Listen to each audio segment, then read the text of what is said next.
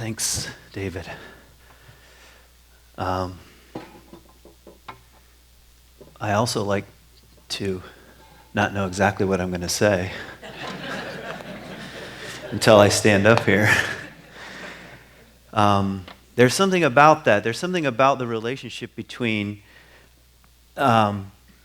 contemplation and study and thought and craft and planning and the present moment and what it demands. They're in this kind of dynamic tension. And it's an amazing place to be. It also means one might fail. And that's what makes it such a lively pursuit. Really, any kind of artistic pursuit. The possibility of crashing and burning keeps you on your toes. I want to talk about 6 impossible things before breakfast from Alice in Wonderland. And if you've been with us for the fall, you've been noticing we've been following our values. And we're coming to our final value that we just want to talk about again in a fresh and interesting way, and that's care for the earth. It's one of the things that we've said together as a community. It's something we value. And by value, we mean both we aspire to it and it challenges us. Not that we're like awesome at it, or even that it's a belief so much, but it's a value and that it challenges us and inspires us. And so I want to talk about care for the earth. And here's what I mean by 6 impossible things before breakfast. I want to try to talk about care for the earth in a way that is beyond right and left, which is impossible. So it seems. And that's almost as much as I want to say about my goal for today. I want to try to talk about it in a way that's beyond right and left because I think it matters right now.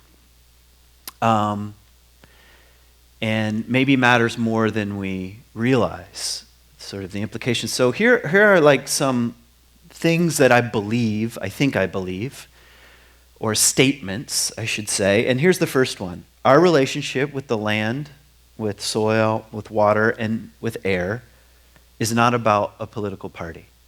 It's just I guess a belief I would have. And it's not about ideology, or in other words, the right and the left. Our relationship with land, soil, air, water, plants. I could go on. What does that have to do with political party? I guess would it be to put it in the form of a question. And I think it's something. And why do I say it's something? Because we are in dynamic relationship with all of those things that I just mentioned. What does that have to do with your beliefs about politics? I know it has something to do with it, but the fundamental ground of it seems to be beyond what you say or your voting record. Have I made sense? Like, does the blue heron vote? No. Not as far as I'm aware of. We know how it would vote, of course, but... But let me say something about voting, because here's the next statement I'd like to make. How we vote, locally and nationally, might be more important than ever in the next coming decades, as it relates to the conversation of care for the earth. It really does matter, because regulation, deregulation, all the way down to the fine points, has unbelievable consequences for soil, water, air, land, plant life, animals, wild beings, livestock. Wouldn't you agree? And I think everyone would agree with that, correct? Who wouldn't? Well, maybe a few clinically insane people. Here's the next point. I got a series of points, and I'm not saying any one of these fits into my 6 impossible things before breakfast. I'm just sort of laying the groundwork. Here's the next statement I'd like to make. Politicians are easily swayed. All of them. All of them, all of them, all of them are easily swayed. They're fundamentally insecure. All of them. They work for the people. We've now crowned that kind of public insecurity. We've said is at the top of our system. I'm telling you, that is a good thing. Because they flip-flop. I know we criticize them, oh, so-and-so flip-flops. I say good, because with enough pressure, suddenly their beliefs are just gone. They evaporate in the wind. Would you agree? They're fundamentally insecure. And some politicians are very obviously publicly insecure. We don't need to name names. Let me say something else. At the top, which is a political conversation, corporations are fundamentally insecure. They care about what you think. It's junior high out there.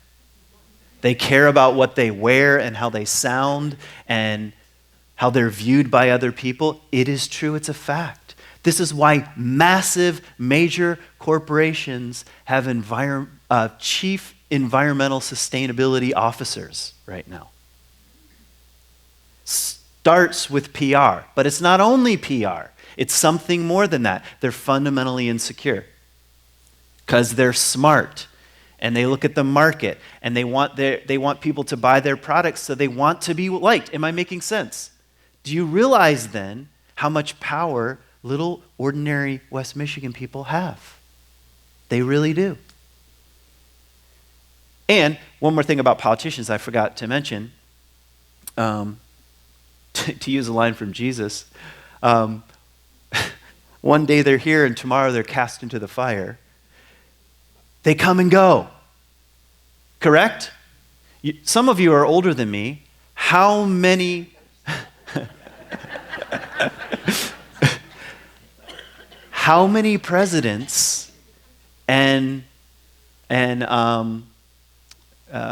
administrations have you been through? Don't start counting, because then you won't listen to anything else I have to say. Because some of you will be counting a long time. You're like, that's not rude. That's not rude.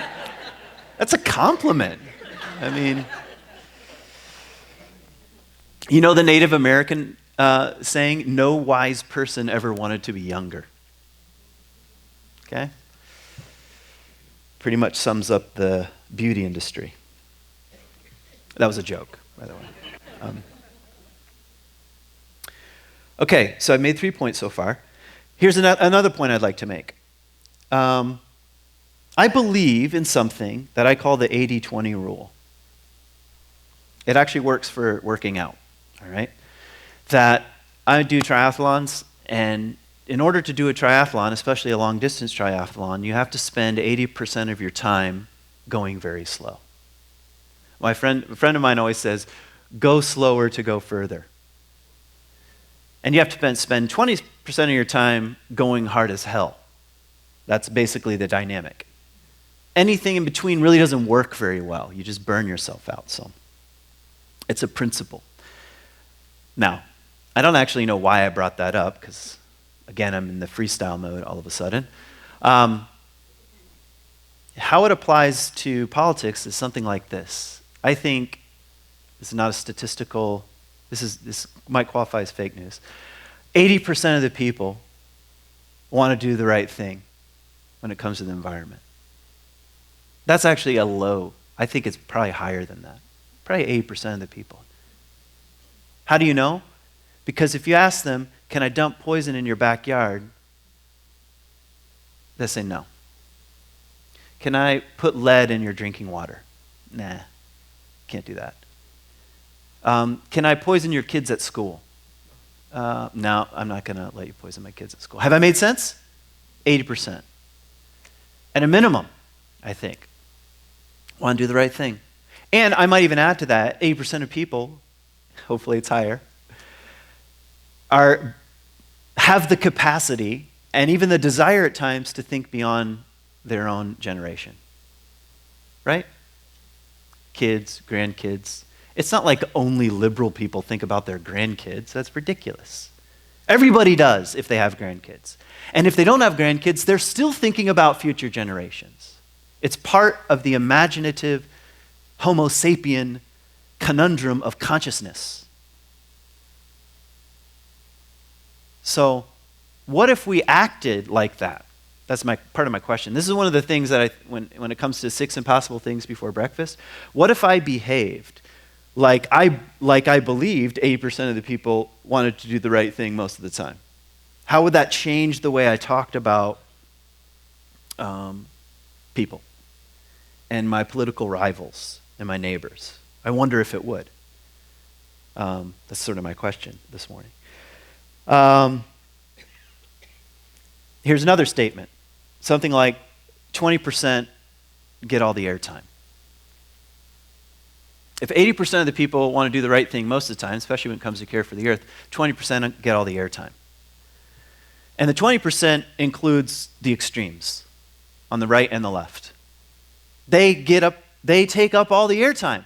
And by doing so, it creates the illusion that there's something like a 50-50 split. And that 50-50 split makes people suspicious. Like if I start living in my neighborhood thinking 50% of the people here are my enemies, that's not a very welcoming environment, to say the least. But it's because 20% take up all the airtime. And that's the way I've been complaining about this forever, but that's the way, for some reason, our cable news system works. It works, it generates interest by going to the extremes almost all the time. That's not true of every single program and every single news anchor, but it's true a lot of the time. Wouldn't you agree? Because they all share the same principle. Alert, alert, alert, situation ahead, danger, 20%. So it creates an illusion, is what I'd like to suggest. At least these are, again, intuitions I have. But I do want to talk a bit about the 20% this morning when it comes to care for the earth, because I think there are things that are worth saying, right and left, and also religious, non-religious, that can and should be challenged. So there's something that I like to call apocalyptic resignation that happens on the right and the left. Apocalyptic resignation. And by apocalyptic, I mean the apocalypse. The coming disaster. That's not really what the word means. It means to reveal, actually, in Greek. But the coming disaster is the way people use it. Like if I said I just made a movie and it's apocalyptic, you would all think it's about the end of the world, correct? So there's something about apocalyptic resignation that's happening on the right and the left that I think belongs in the 20%. And it goes something like this. In the world of Christian fundamentalism, which represents a good portion of the American population, we don't know how much, although the Pew Forum on Religion and Public Life gives you a very good window into the religious landscape in America. It's very much worth reading if you have time to read 350 pages of complicated, intense statistics, which you all do. In any case, the simple way of putting it is it's all going to burn, and Jesus is going to give us a new one. All right?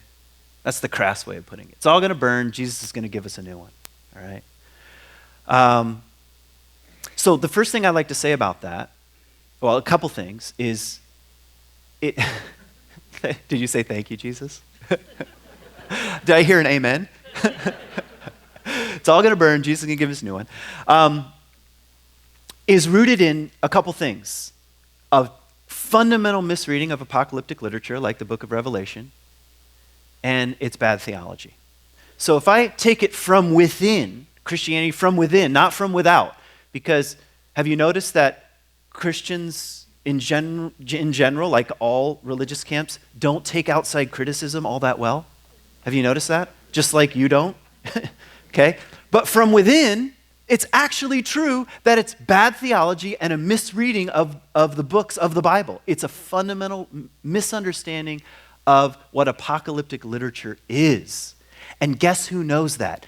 Anybody who went to seminary. Really. They sat there in their classes and thought, oh, we have missed the point majorly. They just are a little uncomfortable getting up on Sunday and saying, we've missed the point majorly. Although my guess is the best of the best are becoming less uncomfortable with such a notion. After all, churches are shrinking if we look at the Pew Forum on Religion and Public Life, so you might as well tell the truth.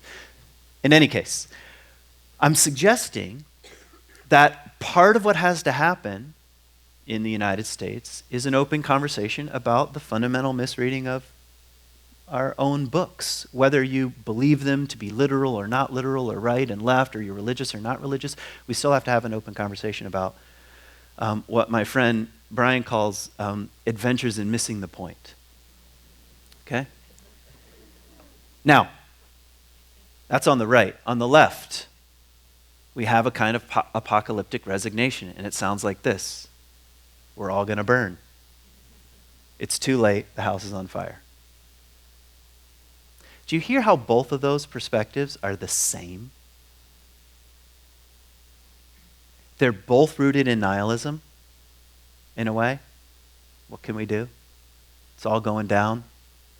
Might as well take a cruise, you know? I don't know, not with the infectious diseases that are rampant. And they're appealing psychologically. That's what makes them so palatable. It's actually, it kind of feels good, if you're really honest, to say, ha, I told you. You lit this house on fire, now it's all going to burn. It feels good to the little part of us that likes a good revenge story. And don't act like you're above it. You know you're not above it, because if there's someone that you don't like and something happens to them, you're like, oh, I'm sorry, but inside you're like, yes. Don't act like you're above it. I could start naming names, you'd be like, well, if it happened to him, yes, okay, then I agree.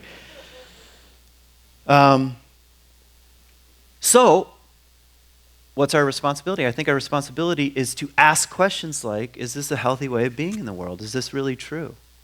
Is nihilistic, apocalyptic resignation a good way of being in the world, or can we challenge it? My feeling is we should challenge it. Let's have another venture into the right and left. Still, we're talking about the 20% for a few minutes. I think there's something going on with creation and evolution that relates to the conversation of care of the earth.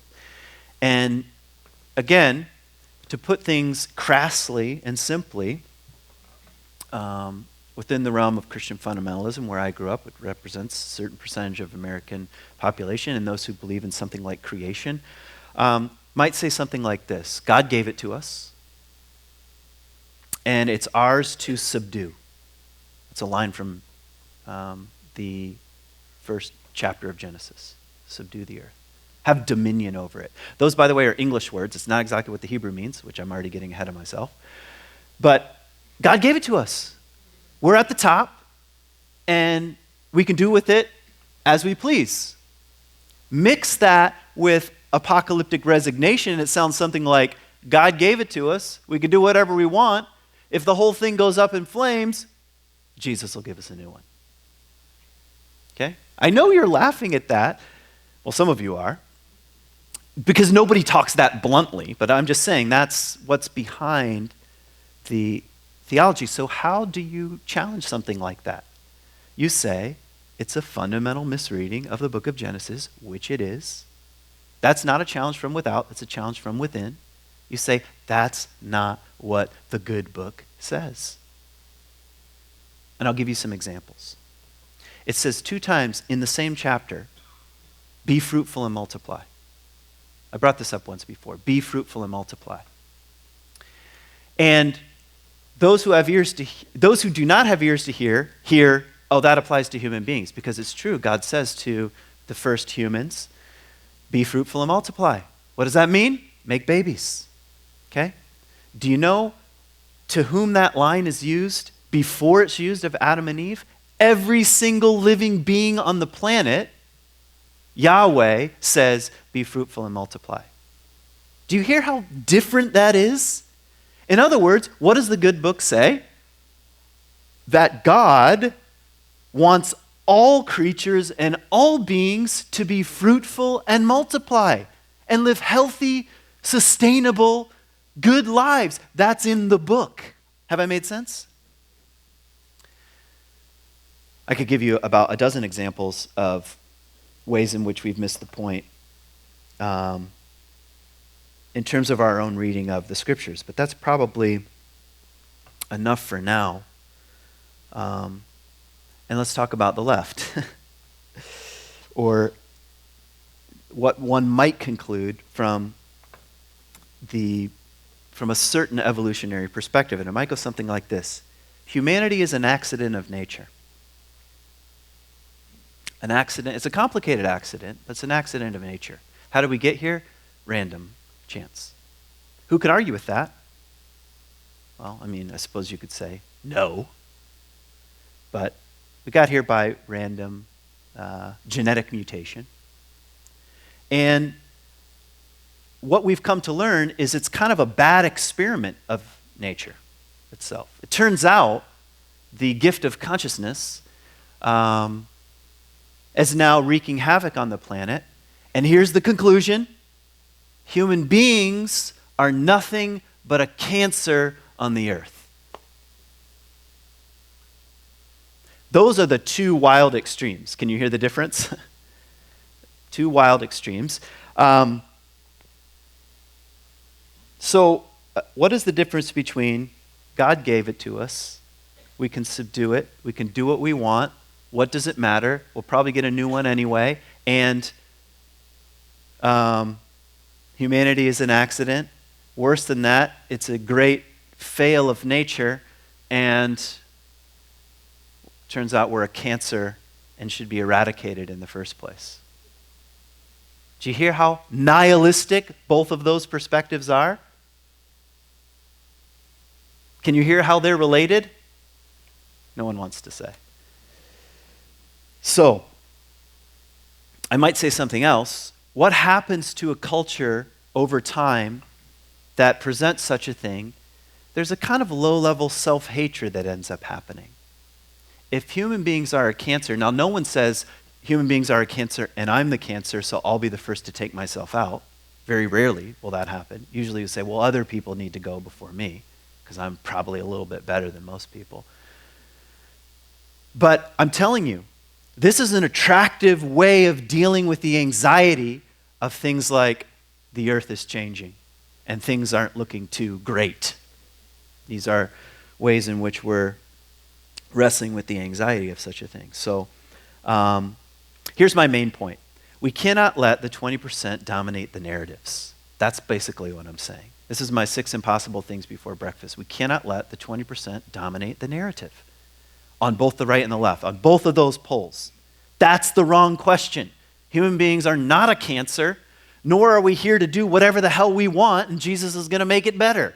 Neither of those work, period, and they don't work from within in terms of internal criticism and challenge and debate and shining light. They don't work. And meanwhile, 80% want to do the right thing most of the time when it comes to concern for the earth. Who would want to say, hey, let's go to Grand Haven. Let's take our kids to Grand Haven. And just before we get there, let's dump a bunch of poop in the water and swim in it, you know? No one would say that unless they're in Grand Rapids. Thanks, David. My hometown. What you're saying is actually quite interesting, because what ends up happening is that everybody in Grand Rapids flushes their toilets and it comes down the river. Nobody wants that, is what I'm saying. 80% want cleaner water and air and soil. I thought it was hilarious that Donald Trump said the other day that we have the cleanest air and water in the history of whatever. I don't know what he said. As if it only gets better and better, you know. I see that as an opportunity. Great, show us how. Remember, politicians are fundamentally insecure. If you start building him up saying, you are the greatest contributor to to beautiful water and soil that has ever graced the history of humanity. Show us more of that. He probably would say, that's what I'm going to do then. This is what the people want. Have I made sense? We'll see. Okay. What was my point? We cannot let these two views, the extremes, dominate the narrative. So we might start using language like this. Here's my language for the I'm going to try to use for the coming year. Part of my 6 impossible things before breakfast. All people are called to be caretakers of the earth. Another fancy word for that is stewards. Do you feel how that doesn't matter what side you're on? We're called to be stewards and caretakers of our own home and our own kids and our own garden and wild places. And when you start talking like that, most people want to join in. Yeah, I'd like to be a caretaker of my own backyard. I don't want to poison myself or other people. We're called to be caretakers of the earth, the land, the wild animals, the soil, the water, the air. Here might be a way of talking about it, another way of saying it. Humanity is the most complex dream that the earth has ever dreamed. This is a kind of a non-religious way of saying it. Humanity is the most complex dream that the earth has ever dreamed up. Consciousness itself. That somehow the earth dreamed up reflecting upon itself. How did that happen? So I'd rather live with that as a kind of a miraculous wonder than a cancer. So, I might add, that comes with responsibility. The consciousness, self-reflection, the dream of the earth, reflecting upon itself, requires us to care for the very thing that dreamed us up in the first place. The old language for that was something like Mother Earth. Now, Mother Earth, let's take a quick vote. If I started saying, hey, the earth is our mother, we must love our mother, so forth and so on, raise your hand if you think that sounds a little bit like tree hugger, liberal, kind of, come on. All right. Let me read you something. This is a direct quote. Praised be you, my Lord, through our sister Mother Earth, who sustains and governs us. That's St. Francis. Don't believe the 20%. 80% of the people want to do the right thing most of the time when it comes to caring for our mother. That's why St. Francis is in little gardens, you know? He's a Christian, in case you didn't know, St. Francis.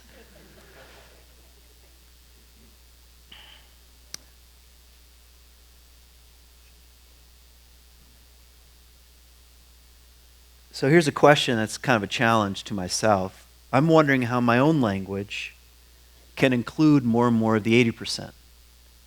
How can I can just, because remember I said a few weeks ago, words create worlds. That's from Abraham Heschel, words create worlds. And I would like to create a world where more and more people say, I'd like to be a good caretaker. I'd like to take care of the thing that's taking care of me. I just believe, in a sense. I'm a believer. That 80% say, yeah, that makes sense. So anyway, I don't think this is impossible. And I'll give you one example that I think is interesting. So I have a friend in Grand Rapids who, for 10 years, has been working to restore the Grand River to its wild state. 10 years. That's longer than the president can be president. And I'm not even going to tell you, and you probably wouldn't be able to guess what political party he is affiliated with. But for 10 years, working diligently to restore the Grand River to its wild state. Now, I can go to Patagonia.com and order a shirt that says, rivers, not dams. All right? And wear that around, and I would be really cool, and I'd say, like my Earth shirt, you know, say, look how, you know, environmentally aware I am because I shop at Patagonia, and They have a shirt that says, rivers, not dams. What have they done about it? Probably not a damn thing. So, actually, I don't know. Patagonia is a pretty interesting company. But my point is, when it actually comes to getting real work done, it's not about slogans and ideology. It's 10 years of work. And it looks like it's going to happen. And who is going to get involved? Just about everyone that you can think of, including some of the people who live in Grand Rapids who have an extraordinary amount of money, can say, I'd like to give $10 million just to start this project. They have to be involved. City commissioners have to be involved. The Environmental Protection Agency has to be involved. There are endangered mussels just north of the 6th Street Dam that they have to scuba dive and remove individually, place in another part of the river until the project is done, and then put them back in their place. That's some tree-hugging stuff right there. Do you realize? And when you think about it, who wants this? 80% of the people. Wouldn't it be great to have a wild river again that functions like a wild river, where native fish like the sturgeon can spawn, and their native spawning grounds is about 500 yards north of the 6th Street Dam? Wouldn't that be amazing? Who would disagree with that? Well, about 20% of the extremes caught in idealistic and ideology and ranting and raving. 80% say that seems like a good idea. I'd like to take my kid down there, do some kayaking. So, how might I end this? Let's not let fear drive us in this respect when it comes to care for the earth. It's very tempting, because have you noticed how much bad news there is? And bad news tends to put us right smack in the cul-de-sac of nihilism and narcissism. But I think there is another way. But I'll leave that up to you to dream up 6 impossible things before breakfast. That's it.